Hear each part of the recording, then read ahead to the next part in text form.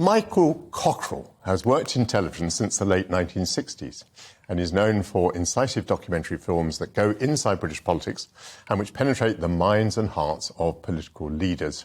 He's produced a book that reflects on his more than 50 years of observation at the centre of power, with chapters on leaders from Harold Wilson to Boris Johnson. The book is called Unmasking Our Leaders, and I welcome Michael Cockerill. Good morning. Good morning. Do politicians need to be unmasked?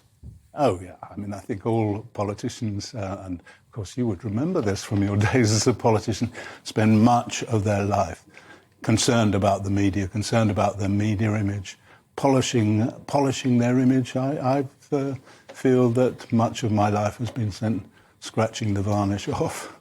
But are they different from other people in this respect? I mean, I will put it to you that a business leader, a celebrity, I think even members of the public, to some extent, wear a mask. You can call it a mask. We try to put forward an image of ourselves to our friends, to our relations, to the outside world.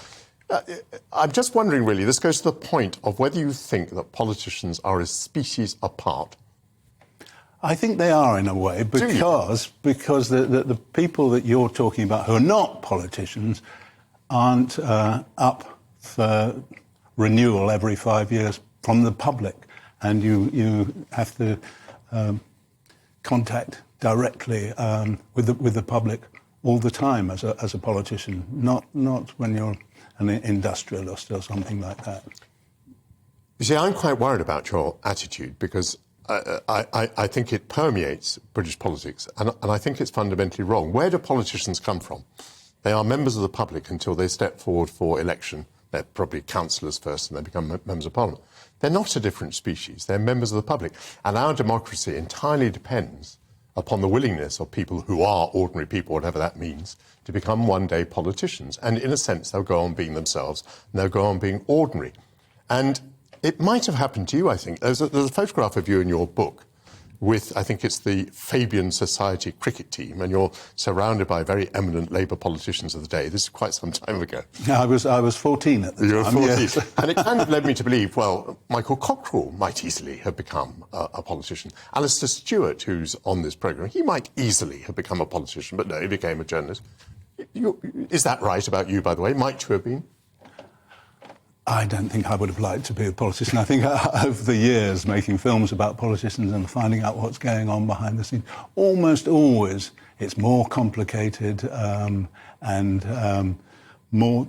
The blacks turn out to be grey and the greys turn out to be white, and the heroes have feet of clay, and the villains have redeeming features. All this, it's all that complicated. But I think I would have been able to do some of what politicians do, but I found it more interesting to find out what's going on behind the scenes. Every time I've talked to journalists who've gone into politics, say as special advisors or even as ministers, they said everything within an hour or so in the minister's office or in the Secretary of State's office, there are 10 stories that would have made the front page of my newspaper. And I don't think the journalists know very much a lot of the time.